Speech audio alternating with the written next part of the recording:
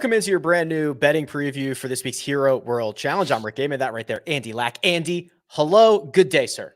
Hey, how's it going, man? It's good to be back. This event was one that honestly over the weekend I was like not really super keen on, but it's kind of grown on me over the past couple of days where I'm fairly excited. And I say that with probably the most interesting player in the field withdrawing, unfortunately. Yeah, I was looking through the tee time. So obviously it's only 20 golfers. Tiger is no longer playing. He's been replaced by Sepp Straka, which is like just the worst trade ever. But I was looking through some of the tee times. Colin Morikawa and Victor Hovland. Cam Young and Tom Kim, couple up-and-comers right there. Finau and Homa, two most likable guys on the PGA Tour. I haven't even gotten into Rahm and Xander playing together. I mean, just like there is a lot of star power here. Yeah, and I get it too, by the way. I mean, I think from what I've heard, this is one of the most social events on the calendar. This is an opportunity for a lot of these guys to have kind of their last dinners together and stuff, and their last effort before they put the clubs away, probably for a couple weeks in December before gearing up again in January. That presents like an interesting betting predicament, I think, a little bit, because it's hard to really tell what motivations are. I put in as a tidbit in my article that is live on RickRunGood, like, I was told from a couple people that there were some boozy dinners involved after a slow round one, so I think like once you can get the motivation sorted out, I still think this is going to be a really fun and watchable event. The other place that you hear that is Napa, where it's like, oh, the family's there and they were drinking wine until, 2:30 a.m. before their 6:30 tea time. Like, you also hear stories from there. So there are a couple of spots that are, similar to that style of golf. Yeah, but, I don't think it totally takes away from the event. I mean, we might as well just dive right into the golf course. I think this is a fun golf course when the wind gets going. And I immediately remembered watching last year, there were like multiple ejections. Like Sam Burns took like 5 times to get up and down on 14, which is kind of a ridiculous hole in the wind. Colin Morikawa free fall down the leaderboard after looking like he was in control for the entirety of the tournament. So I hope we get some pockets of wind, because it's another one of those courses. The Bermuda course falls in line with this as well, where expect really low scores if there's no wind, but if the wind gets going, expect a little carnage. This was supposed to be Colin Morikawa's ascension to the #1 player in the world, where I think he had a 6-shot lead going into Sunday. Is that I'm remembering this correctly? Rick, we did a Twitter space on this. Yep, we did a Twitter space midway through the tournament where we both like anointed Colin as the best player in the world. Yeah, never got to #1 after that. Also, Sam Burns, right, had this thing in his back pocket and kind of gives it up late. And the man holding the Tiger trophy at the end is Victor Hovland. So yeah, you can get some kind of awkward scenarios, and then if the wind kicks, it gets even more difficult. But yeah, there's low key been, at least last year, like was quite competitive and compelling. Yeah. So do you think for strategy wise this week, you are in the camp of, I'm going to bet one of the big guys at the top, single bullet, or I'm going to take a chance on like a Cameron Young, Tom Kim combo? Honestly, I don't know. I think I will end up betting like 2 guys that are not in the top 5 of the odds board. Yeah.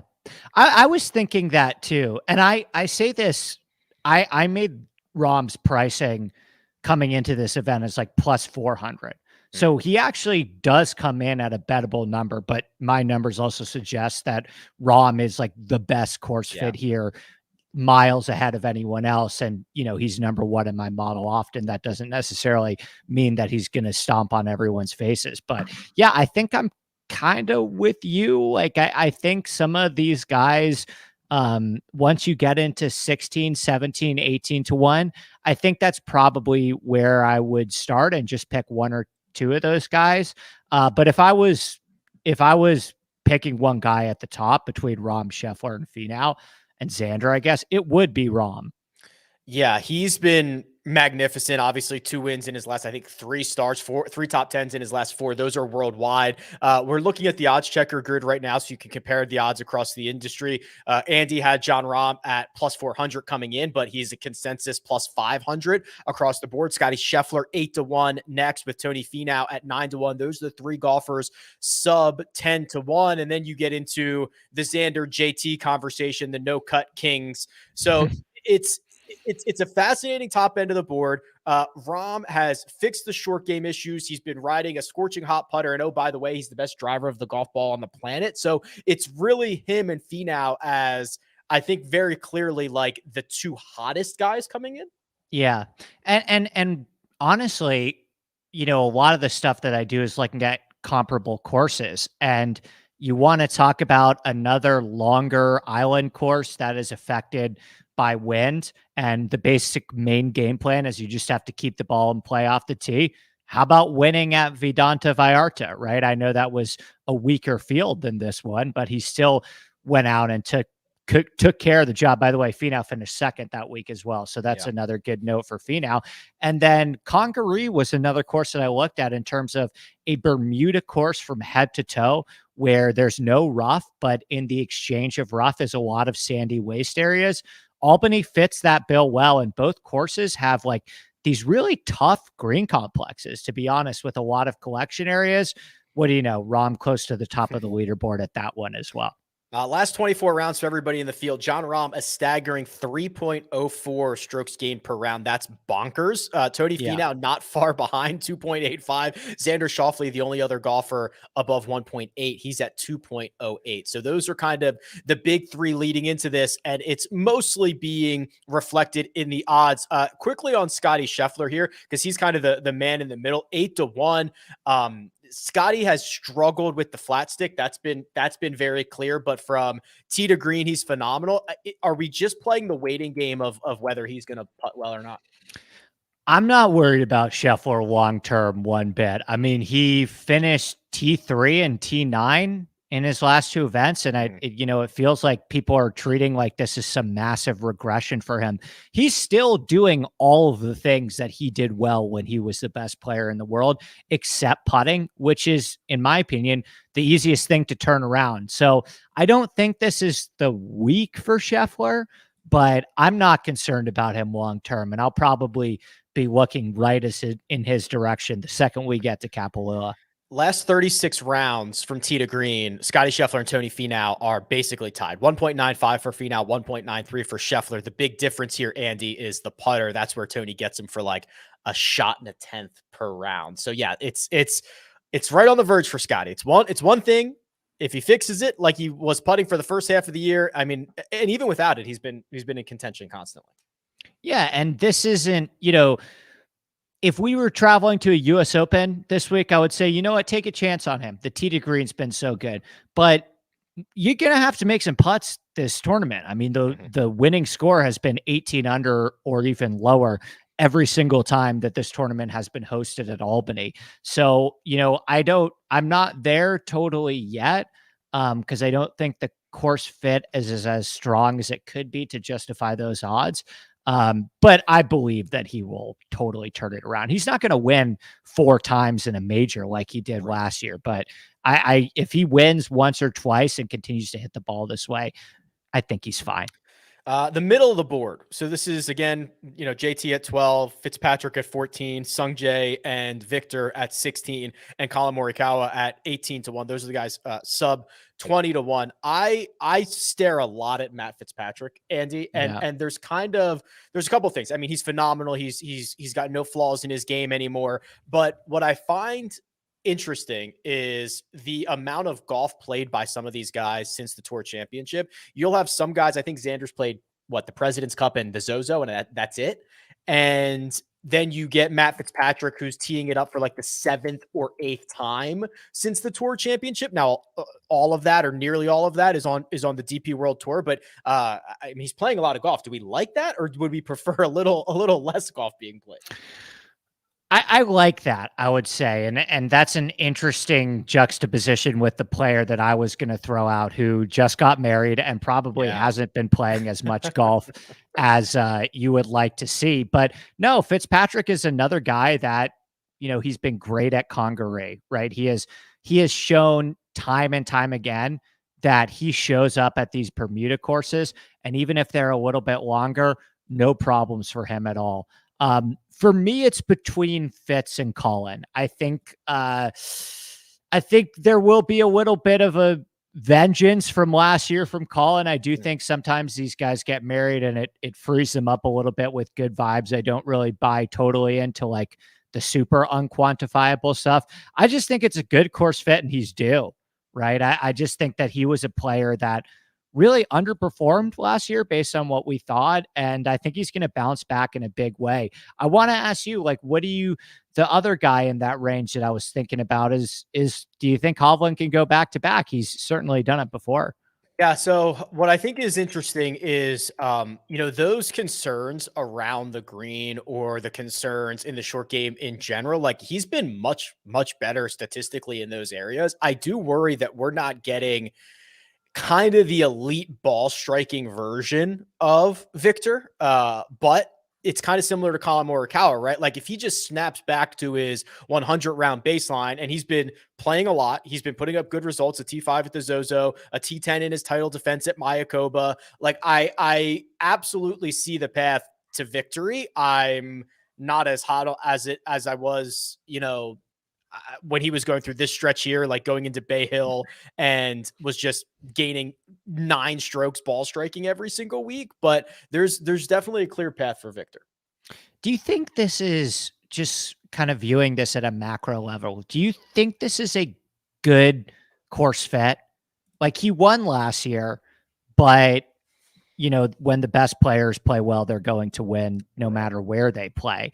I worry a little bit about the chipping around the greens, right? I think this is a course that you have to be able to get up and down. I mean, we saw Sam Burns' short game kick him out of the tournament last year, and Hovland, I went back and watched some highlights, looked pretty strong in that area. So I'm trying to figure out if like last year was just him having all of his best tools come together on one week, or like this is a spot that we should always be looking at Victor.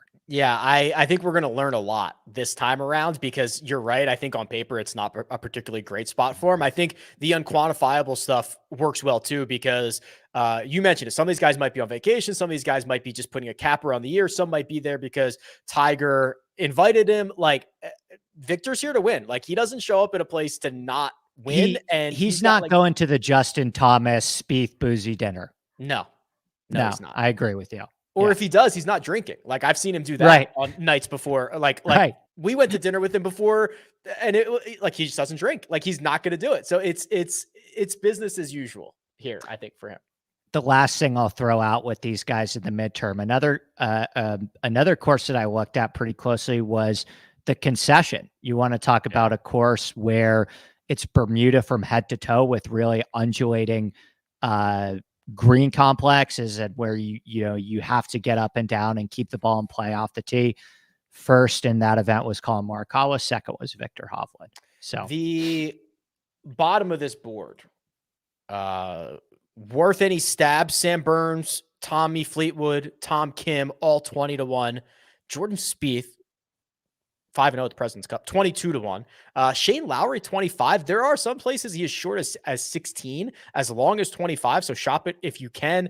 Homa's here, Billy Horschel, Corey Connors, Kevin Kisner's 80-1 in a 20-person field. What does Vegas have to? What does Vegas think of that?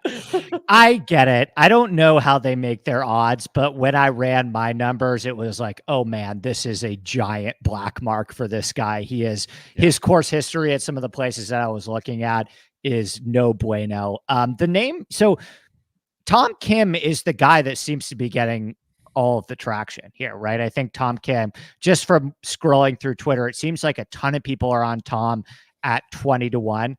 Are you seeing it with him? Because I went through the course fit, and I totally understand betting a number regardless of course fit, but I mean, the guy's never won on a course longer than 7,100 yards, and it's not like he's some short game wizard too. He's a good long iron player. I don't think he can't compete at longer courses, but he's not a Yeah. Morikawa long iron player. So I don't know if I see it as much as some other people do, but maybe I'm missing something. No, I think I'm very bullish on Tom Kim moving forward, but you're right. This is not Summerlin. This is not Sedgefield, right? I Yeah. mean, they added another like 100 yards to it from last year, at least on the scorecard. We'll see how it plays day to day, but I think this is a more narrow path for him to win here than at some of these other places that he's going to go to. I think the next 12 months for Tom Kim is going to be very exciting. I'm just lukewarm here. I'm not sprinting to the window. I have not bet Tom Kim. I probably won't bet Tom Kim.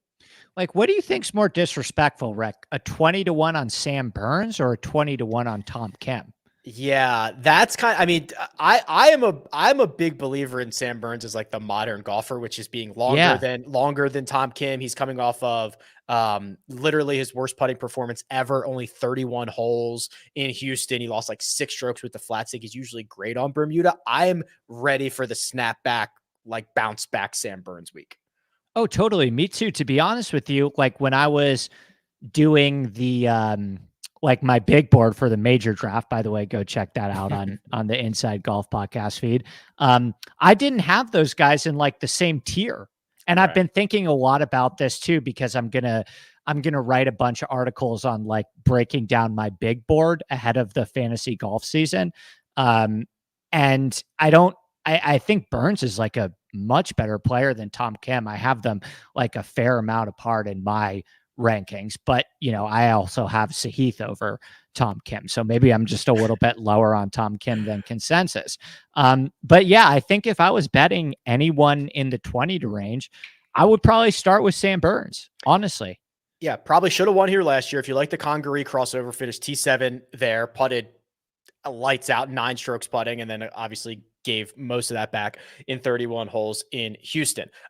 So if I turn our attention to the matchup marketplace, Bet365 has Burns against Fitzpatrick. They have Sungjae, who we haven't talked about, against Victor Hovland. We haven't talked about Tommy Fleetwood. He's been phenomenal against Tom Kim, or Cam Young versus Colin Morikawa. No Kevin Kisner to pick on here, but is there one of I see one that stands out to me. Is there one that stands out to you?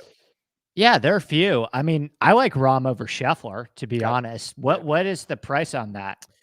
Rahm's -138 to Scheffler's +115. Okay, that's a fair amount of juice. But yeah, the ones that stick out to me right off the top, Rahm over Scheffler, Morikawa over Cam Young. And part of me wants to take Tommy over Tom Kim, but I don't know if I'm biased in that scenario. How about Lowry and Spieth? I think Spieth could win or finish dead last, which he has done both at this event, right? And Lowry, I mean, if you're not paying attention to what some of these guys have done after the Tour Championship, Lowry got a win, right? Lowry won the BMW PGA Championship. He's been a great ball striker for a long time. Like, he's much more consistent than Jordan Spieth is. Like, that would be the one that I'm kind of clicking. And if Spieth goes out and wins it and I get burned, like, okay, you got me. Yeah, that's what I was going to ask. Like, I feel like Lowry is way more consistent than Spieth. I feel like his range of outcomes is way tighter. Yeah. Would you rather bet on the style of player of Shane Lowry, where you kind of know what you're going to get, or embrace the volatility? Because I go back and forth where sometimes I'm like, play against the volatility guys when it comes down to matchups and just bet them to win. But I could be talked into either strategy, I guess I should say. This is like a really good example of, I would rather bet Spieth to win and I would rather bet Lowry in a matchup. Right? Agreed. Because I'm with you there. If Lowry finishes T7 most of the time, like that, like Spieth's going to be like win 2nd, 19th, 20th, 13th, win, you know what I mean? It's just going to be all over the place. So I think being aware of how to deploy these guys probably makes the most sense. Totally with you on that one. I guess who's Morikawa up against? Cam Young. That's an interesting one too. I'm pretty high on Morikawa this week. My betting card might be Morikawa Burns. Ooh. Yeah. I could get behind that. That's pretty good. Yeah. Burns will definitely make my card at like 20 to 1. Yeah, there's 20 to 1s available, right? Yeah, that's Yeah. wild stuff. Okay. I want to talk about actually there are some special bets that I have not given you a heads up about that I want to talk about. We'll do a little one and done conversation. It's not an official event for one and done, but we'll talk about it, and we'll see if we've got the props on the other side. But first, we're going to hear a quick word about Andy's podcast. Andy Lack is one of the nerdiest golf guys that I know, and I mean that as an absolute compliment. His knowledge of course architecture allows him to create some of the most actionable course previews available, and he offers up pure expertise on his own podcast, the Inside Golf Podcast. Twice a week, he offers course breakdowns, DFS, and betting strategy for every PGA Tour event, and he expands the universe by bringing on entertaining and knowledgeable guests who can offer a different viewpoint of the game that we love. Follow Inside Golf Pod on Twitter and download Inside Golf wherever you download podcasts. A couple things before we jump into this. I've been drafting for season long, Andy. I've completed one. I've got another one that's in like the 12th round. It is the most fun I've had in a long time, I got to admit. I'm so excited. Like I said, there will be a ton of content from me in the next month about drafting and strategy and my big board and stuff like that. Has anything surprised you in the few drafts that you've done? Yes. Like, is somebody have like everything a has crazy higher ADP than you would have expected? So I think the big picture here, especially doing it right now, is that there is no consensus, and we're doing it on Fantrax, which is fine, right? Like I've been very clear, it is not the best platform, but like it's going to get the job done, and their rankings are horrible, right? It's basically just ranking on total points scored in the fall swing or whatever, right? So like Rory McIlroy like doesn't even show up on this list. So the rankings aren't good. And it's creating a situation where ADPs are all over the place, right? I watched Sahith go in the second round, and I watched him go in like the 8th round. And like, it's just, I don't even know if there's like one guy in particular, but everyone is all over the place. And then I texted you, you and Steve were texting about this. I think the biggest dilemma is, where do you draft the live players? Because because it's like, okay, you're basically saying, I am getting this guy for 4 events, right? But after a certain point, it's like, would you rather have Doug Gim's entire season or Cam Smith at the 4 majors? So funny you say that. So I've been working on my big board, my top 96. I have Cam Smith at 74th, and I will tell you, I got him in the last round of the last draft I finished. Wow. Okay. So what did you, just out of curiosity, what did you have DJ? A little bit lower than that. So I have DJ at 81. I only have 3 live guys. Cam Smith, DJ, Joaquin Neiman are the only 3 live guys that showed up on my big board. Yeah.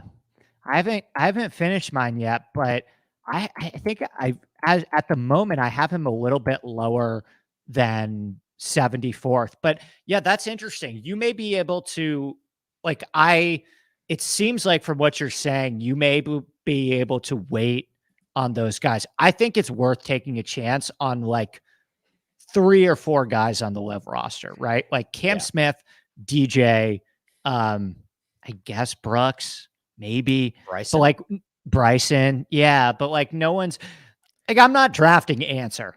I just I don't think the value of Answer getting 4 major championships. I don't even know if he's in all of them, but like, so the only live guys I would draft would be DJ and Cam and maybe Brooks and Bryson. And they're going to clog up a roster spot for at least 4 months until you can use them the first time. And when we get to Augusta, now I guess there is a scenario, like what is the percentage that like, in a compromise happens? Like what if if Greg Norman is out of a job tomorrow and the PGA Tour comes to, like, is there a chance that you get 8 starts from these guys? I don't see it. I Neither think there's too many lawsuits flying around right now. I agree. You know, everybody is did you see Tiger this morning was calling for Norman's job too? It's like, this to me does not seem like it's solvable in the next year. things could change down the road. I do see the qualified players being able to play though. Me too. With the majors. I don't think I don't think the RNA or the Masters is going to ban a player that's already qualified. No, they won't take a stance. They just won't do anything. And they'll say, if you're qualified, great. And we'll let the OWGR figure the rest. And if you're out, sorry. And that'll be it. Here are a couple of, I saw these on DraftKings this morning.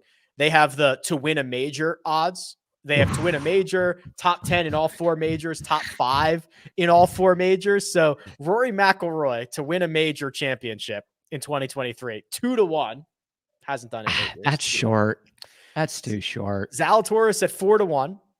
I think the one that I guess is, I mean, these are all probably pretty crappy bets, but Finau at 8-1. Yeah. Is that yep. I could be, if I'm betting something like this, it needs to be like closer to 8-1 or 10-1.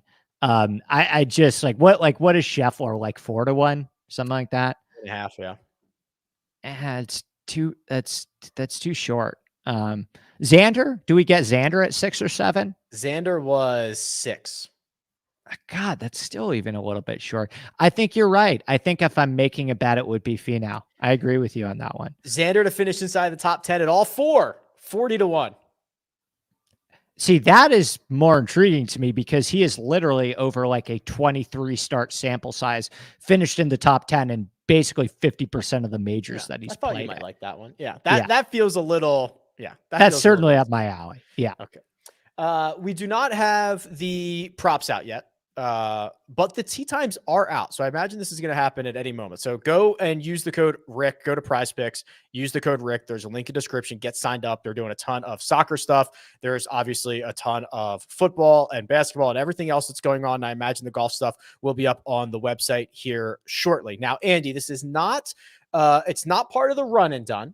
Okay. So the official, this is not an official, selection that we need to make, but I think some people might be in pools or leagues that they have to make it. And it's $1 million up top. It's pretty top heavy. It's only $3.5 million and it's a lot of really good players. So it's kind of an awkward, like, what do you do strategy wise when it's going to be easier to win, but there's a lot of good guys here. It's only $1 million, but you only have to beat 19 to get there. Like, what's the strategy? Well, it's confusing to me why this is on the schedule in some leagues, because I don't even think the players get the money. Doesn't the money go to the Tiger Woods Foundation? I could be wrong on that. They get the money. They get the money. Yeah. that direct deposit comes in on Tuesday. Yeah. Okay. Well, in that case, let's say you are part of a league that's playing this week. Yeah. I'm still not burning a top guy. I think the riskiest I would go is Burns. And even that, like, you could play Fleetwood here, I guess. That's like a guy with that type of upside that you're not killing yourself over burning. That's the one. Yeah. I think Fleetwood's a good pick. The Fleetwood is the one. So we didn't do it this week, but for Golf Digest, we usually drop the one and done in. We just did like best bets this week. We didn't do the full slate. Fleetwood is the guy that I had written up in preparation. He's been hot. He's like one of the hottest players in the last 12 rounds. He's got a decent record here the last time he played it. I think it was third like 4 years ago. And you are not worried about using him anywhere. Shane Lowry kind of is another one that I would not super care about using right now. Okay, I'm probably a little higher than Shane on you. Like, I could see Shane. I think he's going to win another major, maybe not this year, but at some point. Let me ask you this question. This is a good way to look at it. Like, do you see an event this season where Tommy will be lower than 25-1? He does play some weird events sometimes. He play Honda? Well, doesn't the Honda not exist anymore? I think this is going to be the last year. Okay. I think it will not exist after or at least it'll have a different sponsor. Yeah, you're right. The ones that came to mind that Tommy has been playing were Honda and Colonial, that maybe you see somewhere close to 25. Because you're gonna get the influx of all the big boys playing the same event more frequently. Colonial will still get the Texas guys, like Spieth will still go. Scottie will still go.